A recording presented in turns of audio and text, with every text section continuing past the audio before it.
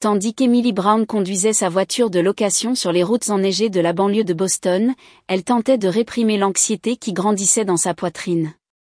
Par la fenêtre, un paysage autrefois familier apparaissait progressivement, des rangées d'érables, la bibliothèque en briques rouges et le parc qu'elle fréquentait enfant. Bien que tout soit resté pareil, elle sentait que le foyer où elle devait retourner n'existait plus. 3 ans s'étaient écoulés depuis sa dernière visite, bien que ce fût pour le 3e service commémoratif de son père, Jonathan. Emily avait ses raisons pour être restée si longtemps éloignée. Elle avait utilisé son travail prenant au musée de New York comme excuse, mais la vérité était que, depuis ce jour, elle sentait qu'elle n'avait plus rien qu'elle pouvait appeler un foyer. Arrêtant la voiture devant la maison familiale, Emily retint son souffle. Le chemin de pierre menant à l'entrée avait été entièrement refait, et les vieux rosiers que son père avait tendrement entretenus avaient disparu. À leur place se trouvaient des plantations modernes disposées géométriquement dans des bacs en acier inoxydable. On aurait dit une maison complètement différente. « Emily, tu es enfin arrivée. » La porte s'ouvrit et sa mère, Victoria, apparut. Ses cheveux parfaitement coiffés et son pull en cachemire d'apparence coûteuse étaient bien loin de l'allure modeste qu'avait sa mère autrefois en tant que professeure. « Ça fait un moment. » Emily échangea une étreinte maladroite avec sa mère. « Richard, Emily est là !» cria sa mère vers l'intérieur de la maison. Richard Sterling, son beau-père, sortit du salon avec la prestance digne d'un homme d'affaires et s'approcha rapidement, posant ses mains sur les épaules d'Emily. « Bonjour, Emily. Nous nous rencontrons enfin. Ta mère s'est inquiétée pour toi. » Emily ne manqua pas le ton de reproche qui se cachait derrière ses paroles. Son ton suggérait qu'elle était une fille décevante, et Emily frémit intérieurement en sentant le contact de ses mains. « Le travail a été chargé, » répondit-elle brièvement en entrant dans le vestibule. Là, une autre surprise l'attendait. L'intérieur, autrefois chaleureux et boisé, avait été entièrement rénové avec un design moderne et froid de marbre et de verre. De nombreuses photos de famille qui avaient orné les murs avaient disparu, remplacées par de l'art abstrait et des photos ne montrant clairement que Richard et sa mère. « La maison est magnifique, n'est-ce pas ? » « C'est le goût de Richard, » dit fièrement sa mère. « Bien que la maison ait été laissée par Jonathan, ton père, nous avons dû la moderniser pour l'adapter à notre époque. » À ces mots, Emily sentit comme un vide se creuser dans sa poitrine. La façon dont sa mère avait commencé à dire le nom de son père, puis s'était corrigée en disant « ton père », donna à Emily le sentiment que quelque chose s'était irrémédiablement brisé. « Emily, tu es enfin venue. » Sa sœur, Nathalie, descendit les escaliers en courant. Elle semblait aussi parfaitement apprêtée qu'une publication Instagram, une robe de créateur, des accessoires de marque et des cheveux brillants. « Tu as l'air en forme, » dit Emily en serrant sa sœur dans ses bras. « Bien sûr, mais toi, tu es toujours la même. » Nathalie toisa Emily de la tête aux pieds, son pull de créateur et son jean, et renifla légèrement.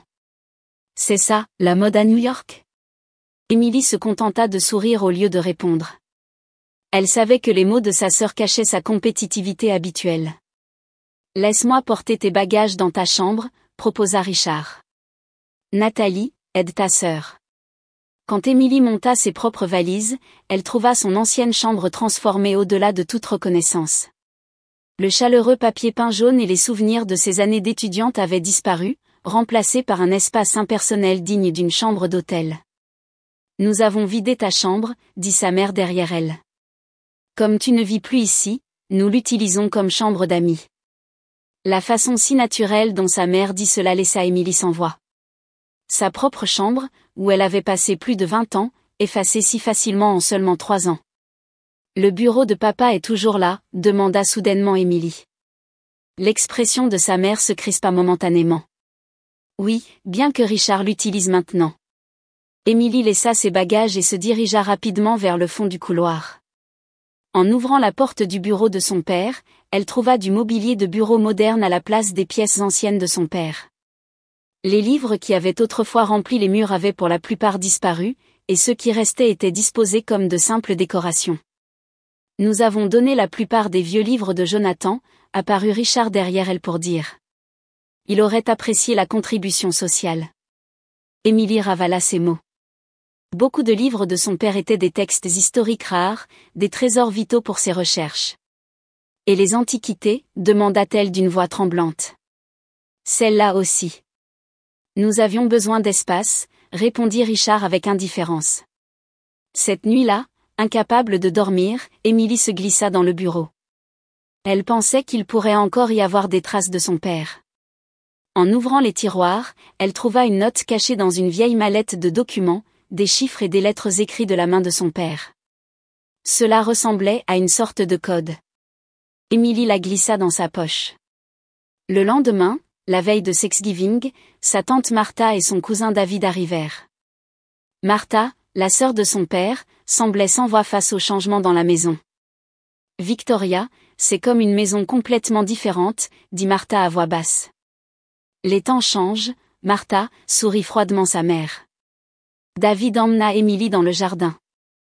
En tant qu'avocat, il était habituellement calme et posé, mais aujourd'hui il était visiblement perturbé. Émilie, je veux te demander quelque chose. Il y a des aspects suspects dans la distribution de l'héritage de ton père, dit-il à voix basse. J'ai trouvé des preuves que certains fonds de la fondation de ton père ont été détournés vers les projets immobiliers de Richard. Émilie retint son souffle. C'est potentiellement illégal, et au minimum contraire aux vœux de ton père, continua David avec une expression sérieuse. Il a créé la fondation pour préserver les bâtiments historiques. Si cet argent est utilisé pour construire de nouveaux gratte-ciel résidentiels. Émilie réalisa ce qui s'était passé pendant les 3 années où elle était restée à l'écart, et elle eut l'intuition que quelque chose se produirait au dîner de Thanksgiving du lendemain. Est-ce que quelque chose va se passer demain, demanda Émilie. Maman a dit que Richard a une annonce importante à faire, David pinça les lèvres. Je pense que c'est l'annonce du grand projet de Richard, le plan de réaménagement du Hall Mill District. Un frisson parcourut la poitrine d'Émilie. Le Hall Mill District était un lieu que son père avait passé toute sa vie à essayer de préserver. Si papa était vivant, il ne le permettrait jamais, murmura-t-elle. David tapota légèrement l'épaule d'Émilie. N'est-ce pas pour ça que tu es revenue? Parce que tu pressentais quelque chose? Émilie hocha la tête. Son intuition avait été juste. 3 ans après la mort de son père, alors qu'elle s'était tenue à l'écart, son héritage et ses idéaux avaient été lentement érodés. Le jour de Thanksgiving, la neige tombait silencieusement par la fenêtre tandis que l'anxiété tourbillonnait à l'intérieur d'Émilie. Elle caressa inconsciemment le pendentif autour de son cou, une réplique en bronze d'une ancienne pièce grecque, un souvenir de son père. Tu n'as rien de plus formel à te mettre aujourd'hui? Victoria, qui était entrée dans le salon, toisa Émilie de haut en bas, scrutant sa simple robe. C'est très bien, mère, répondit Émilie d'une voix calme. C'est la couleur préférée de papa. L'expression de sa mère se tendit un instant, puis elle se reprit rapidement. Jonathan, c'est du passé. Aujourd'hui, c'est le jour important de Richard. De la cuisine parvenaient les bruits du personnel traiteur s'affairant. Émilie réalisa que sa mère ne cuisinait plus. Il semblait que le seul plat que sa mère préparait elle-même était la soupe en entrée. Tu as fait ta soupe de maïs spéciale, demanda Émilie, et sa mère sourit. Oui, c'est ta préférée, n'est-ce pas? Je l'ai faite spécialement pour toi. Bien que sentant quelque chose d'étrange dans ses paroles, Émilie hocha la tête. Il était inhabituel que sa mère fasse quelque chose pour elle. Dans le salon, Richard discutait avec plusieurs hommes qui semblaient être des partenaires commerciaux. Leur conversation s'arrêta brièvement tandis qu'ils regardaient Émilie. Émilie, c'est donc la fille dont j'ai entendu parler, la salua un homme aux cheveux grisonnants. Richard me dit que vous travaillez dans un musée? Le musée des Beaux-Arts de Boston, répondit Émilie avec un sourire. Bien sûr, un petit musée, l'interrompit Richard. J'ai pensé à te présenter une opportunité pour travailler dans un endroit plus grand. Émilie se contenta de sourire sans discuter. Elle sentit quelque chose derrière ces mots. Dans la salle à manger, une table élaborée avait été dressée avec des couverts en argent et des verres en cristal. Ce qui avait été autrefois un simple Thanksgiving familial était devenu un spectacle. Tante Martha et le cousin David entrèrent, échangeant des regards avec Émilie. David demanda à voix basse, « As-tu trouvé quelque chose ?» J'ai déchiffré la note de papa. J'ai placé un enregistreur sous les sièges, murmura Émilie. Nathalie apparut dans une robe flamboyante, papillonnant comme une fleur parmi les partenaires commerciaux de Richard. Émilie observa la silhouette radieuse de sa sœur, se demandant à quel point elle comprenait la situation. Tout le monde, il est temps de dîner, la voix de Richard résonna dans la pièce, et les invités prirent place. À côté d'Émilie s'assirent David et tante Martha, en face d'eux, sa mère, Richard et Nathalie. Commençons par une soupe chaude, dit sa mère, et les servantes apportèrent des bols de soupe en argent. En regardant la soupe placée devant elle, Émilie hésita un instant. Elle était remarquablement plus claire que la soupe de maïs servie à tous les autres. Tu as la tienne aussi. Sois reconnaissante, dit sa mère à voix basse, avec un sourire froid. Cette expression envoya un frisson le long de la colonne vertébrale d'Émilie. Mangeons, déclara Richard, et tout le monde prit sa cuillère. Tandis que les membres de la famille discutaient amicalement, Émilie fixait sa soupe. La nuit où son père était mort, sa mère avait également servi une soupe spéciale. Ce souvenir lui revint vivement. Ma sœur, tu fais encore cette tête critique, plaisanta Nathalie. Tu es toujours si grincheuse, alors que nous avons une si belle vie grâce à Richard. Émilie sourit en silence et sortit secrètement son smartphone pour photographier la soupe. Ce soir est une soirée spéciale, dit Richard en levant son verre. Après le dîner, j'ai une annonce importante à faire à tout le monde. Cela pourrait intéresser particulièrement Émilie. Rencontrant son regard significatif, Émilie répondit sans se laisser démonter, j'attends cela avec impatience. Tandis que la conversation à table se poursuivait, Émilie plongea sa cuillère dans la soupe et en vérifia l'odeur. Quelque chose sentait différemment de d'habitude. Silencieusement, elle mit sa cuillère de côté. Ma sœur, toujours aussi critique, dit Nathalie avec malice. Si tu ne la manges pas, je la prends. Merci. Sur ce, Nathalie attira le bol d'Émilie vers elle. Émilie tenta de l'arrêter, mais ne fut pas assez rapide. Nathalie prit une gorgée de la soupe. Le regard d'Émilie se tourna vers sa mère et Richard, et leurs expressions se figèrent momentanément. Émilie échangea un regard avec David, qui sortit nonchalamment son smartphone et commença à enregistrer. Au moment où Nathalie avala la soupe, sa mère se leva soudainement. Attends. C'est, la voix de sa mère, comme un cri, domina la table. Richard la confronta avec « Que as-tu fait ?» La table plongea dans le silence, et tous les yeux se tournèrent vers Nathalie. Son expression changea progressivement, d'abord la confusion, puis des signes de douleur commencèrent à apparaître. J'ai mal à l'estomac, gémit doucement Nathalie. Émilie attrapa son smartphone, observant calmement la situation. La confusion s'empara de la salle à manger tandis que Nathalie grimaçait et se tenait le ventre. Les invités commencèrent à murmurer. Ça va ? Émilie se précipita aux côtés de sa sœur, gardant son sang-froid. Ça fait mal, gémit Nathalie de douleur, manquant de glisser de sa chaise. La mère, Victoria, était en panique, criant « Apportez la trousse de secours de la cuisine ». Mais Richard l'arrêta d'une voix basse « Calme-toi, Vic », ajoutant « N'appelle pas d'ambulance ». Émilie fronça les sourcils à ces mots. Normalement, on chercherait immédiatement une aide médicale. Qu'est-ce que tu dis, tante Martha éleva la voix. Ce n'est pas juste une intoxication alimentaire. Nous devrions contacter un médecin immédiatement. Alors qu'elle tentait de sortir son téléphone portable, Richard tendit rapidement la main, disant « Ne paniquez pas. C'est juste un mal de ventre. » Pendant ce temps, l'état de Nathalie empirait. Des sueurs froides apparurent sur son front, et son visage devint pâle. La soupe de ma sœur, qu'est-ce que c'était ? Nathalie regarda Émilie avec des yeux souffrants, son regard mêlant accusation et peur. Non, Émilie prit la main de sa sœur et dit à voix basse, c'était préparé pour moi. L'air dans la pièce se figea. Les yeux des invités se déplacèrent d'Émilie à sa mère et à Richard. Qu'est-ce que tu racontes, Émilie ? La voix de sa mère tremblait. C'est juste un accident. Nathalie a simplement eu une mauvaise combinaison d'aliments. Mais derrière cette excuse, sa mère regarda Richard et murmura « C'était ton idée ». Bien que ce fût une voix basse, elle était suffisamment audible dans la pièce silencieuse. Richard attrapa fermement le bras de sa mère et lui dit durement à l'oreille, « Ne gâche pas cette soirée importante. » Puis il se tourna vers les invités avec un sourire et dit, « Ce n'est qu'une intoxication alimentaire. Pas besoin de s'inquiéter. Je vais chercher un médicament. » « Émilie, » dit-il d'une voix calme, et il regarda David. « David, prends ton ordinateur portable. Allons dans le bureau de papa, laissant Nathalie avec tante Martha. » Les deux montèrent rapidement les escaliers, entrant dans le bureau de son père. Émilie ferma fermement la porte. « Ils ont planifié ça. »« J'ai des preuves, » dit Émilie à voix basse. David demanda, avec un regard surpris, « Qu'est-ce que tu veux dire ?»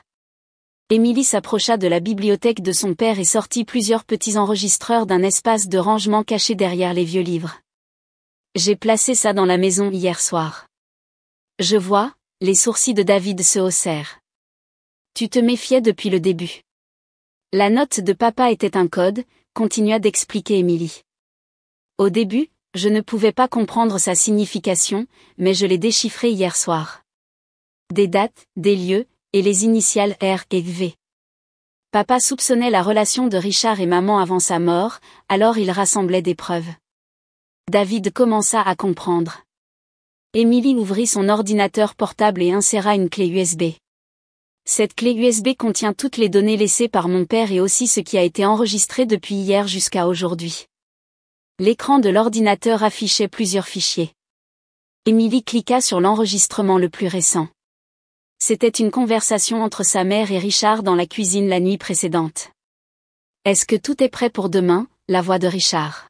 « Oui, tout. » Mais, est-ce vraiment nécessaire ? La voix anxieuse de sa mère. Émilie a commencé à enquêter sur l'héritage. Nous devons obtenir les signatures avant qu'elle ne commence à poser des questions. Mais, tu as des doutes maintenant ? La voix de Richard était froide. 3 ans se sont écoulés depuis la mort de Jonathan. Nous ne pouvons plus reculer. Émilie et David se regardèrent, la conviction se solidifiant entre eux. Je vais écouter la fin de cette conversation et la faire écouter à tout le monde, résolut Émilie. Quand ils retournèrent au salon, la situation s'était aggravée.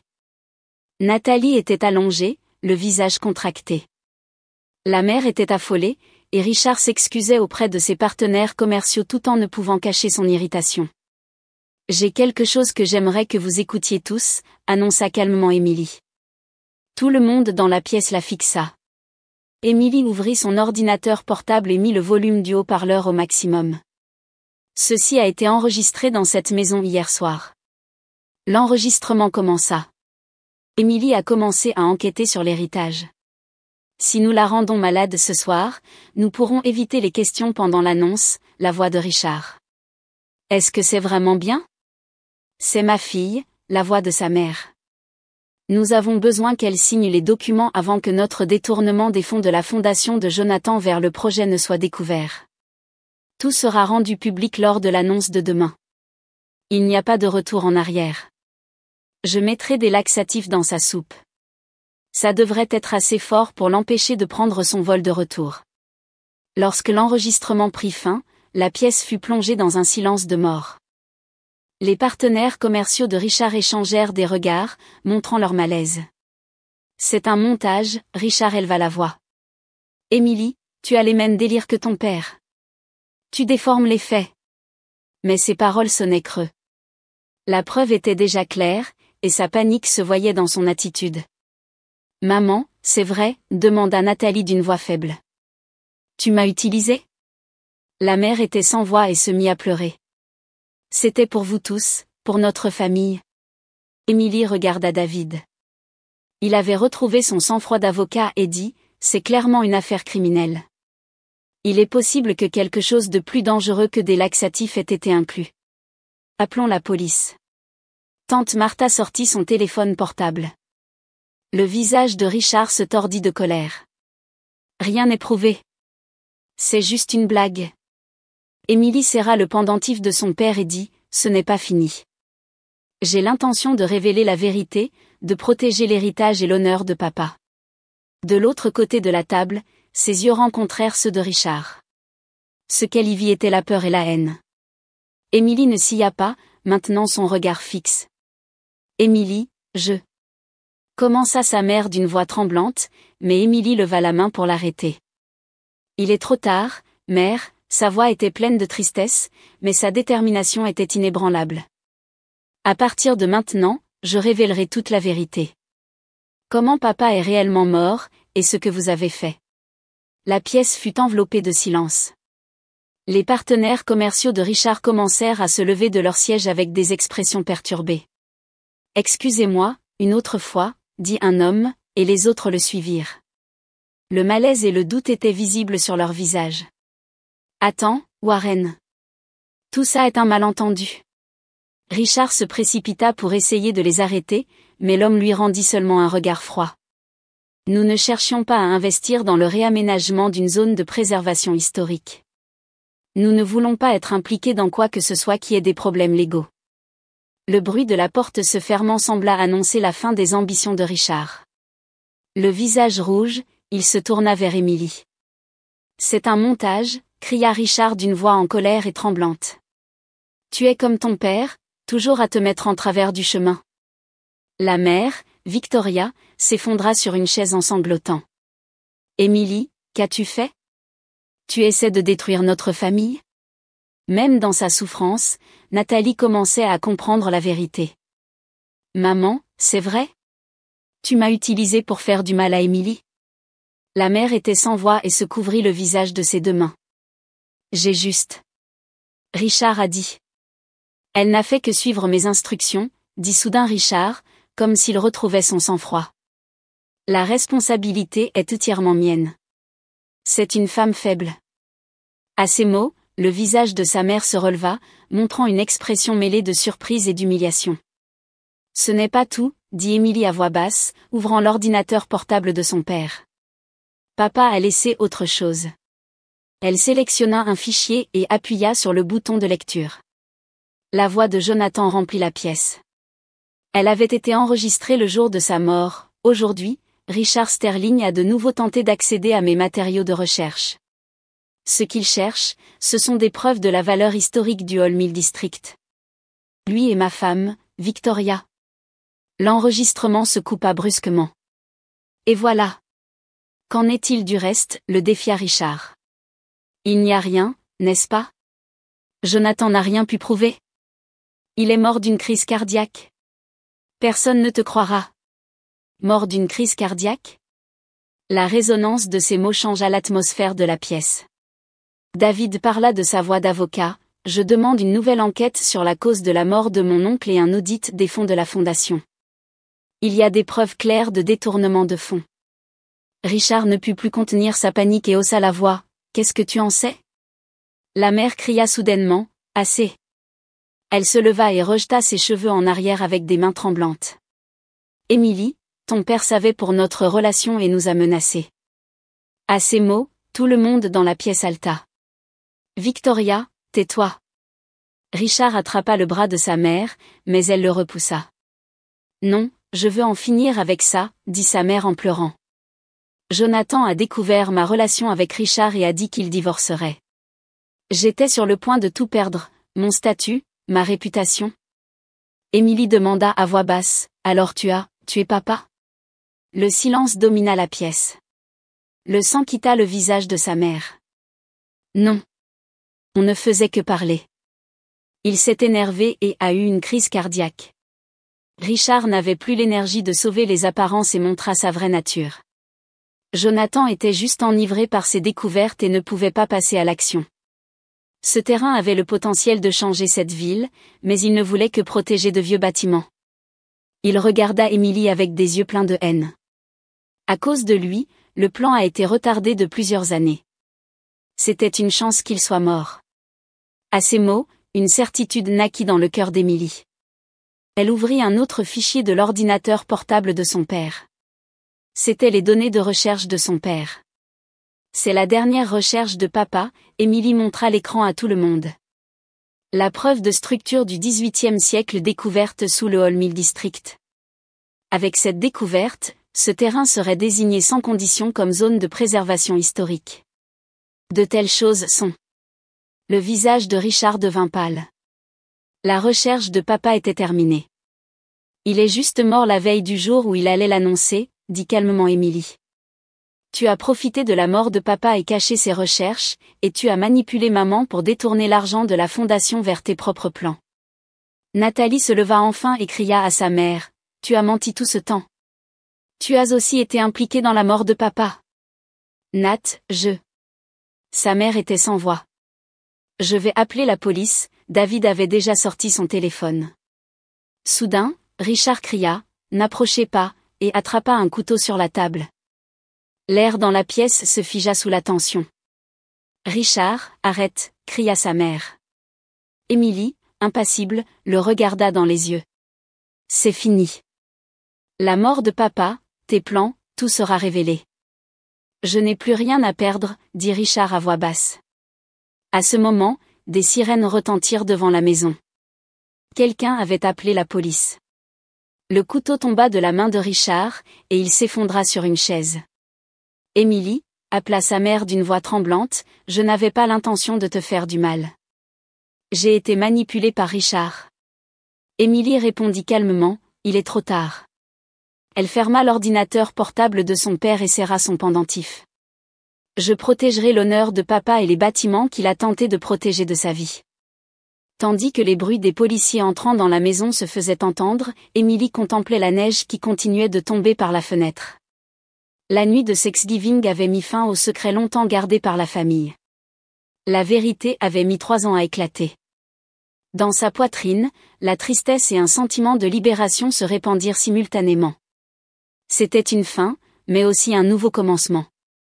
À la fin de l'automne, 1 an plus tard, Émilie se tenait devant un vieil immeuble en briques dans le Hall Mill District. Une nouvelle plaque de cuivre indiquant « Fondation pour la préservation historique Jonathan Brown » brillait sur la façade de l'édifice. Ton père aurait été ravi de voir ça. En se retournant, elle vit tante Martha s'approcher avec un sourire. Émilie hocha la tête, serrant le pendentif de son père. Aujourd'hui, c'est enfin la cérémonie d'ouverture, dit Émilie à voix basse.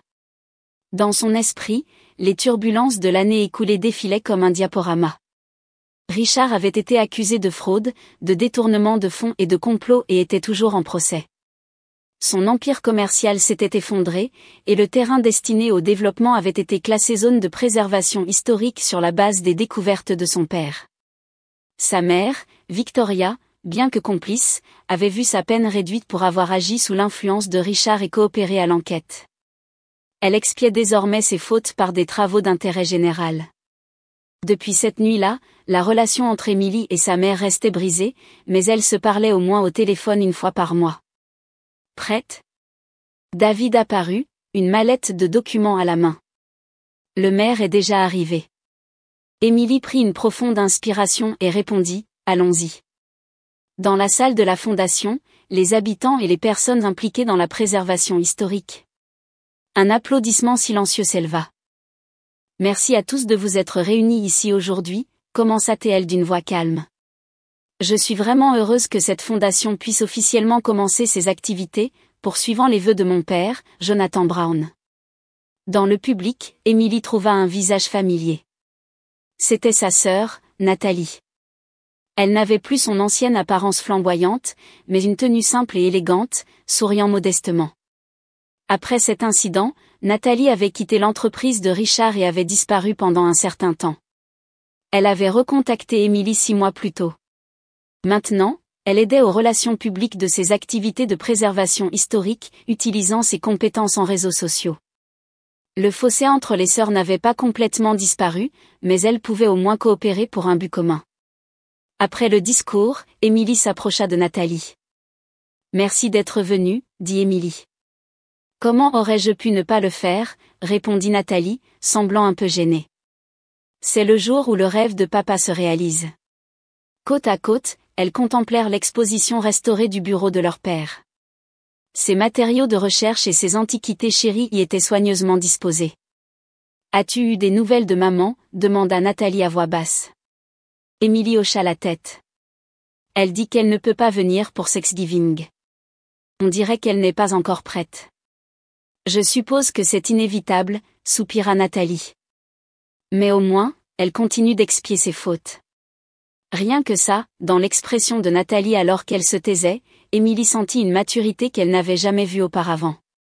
Cet incident avait aussi considérablement changé sa sœur. Après la cérémonie, Émilie resta seule dans l'exposition restaurée du bureau de son père. Tandis qu'elle contemplait les biens de son père, soigneusement disposés dans des vitrines, David s'approcha avec une enveloppe. « J'ai trouvé ça, dit-il. Il semble que ce soit la dernière lettre de ton oncle. Elle t'est adressée et était cachée parmi ses effets personnels. » Les mains tremblantes, Émilie accepta l'enveloppe et en sortit la lettre. Les mots écrits de la main de son père lui sautèrent aux yeux. Pour Émilie. S'il m'arrive quelque chose, je pense que tu liras cette lettre. Je sais que mes recherches sont en danger, mais la vérité éclatera toujours. Je crois en toi. Tu peux protéger l'histoire de cette ville. Je t'aime. Des larmes coulèrent sur les joues d'Émilie. Les mots de son père résonnèrent chaleureusement dans son cœur.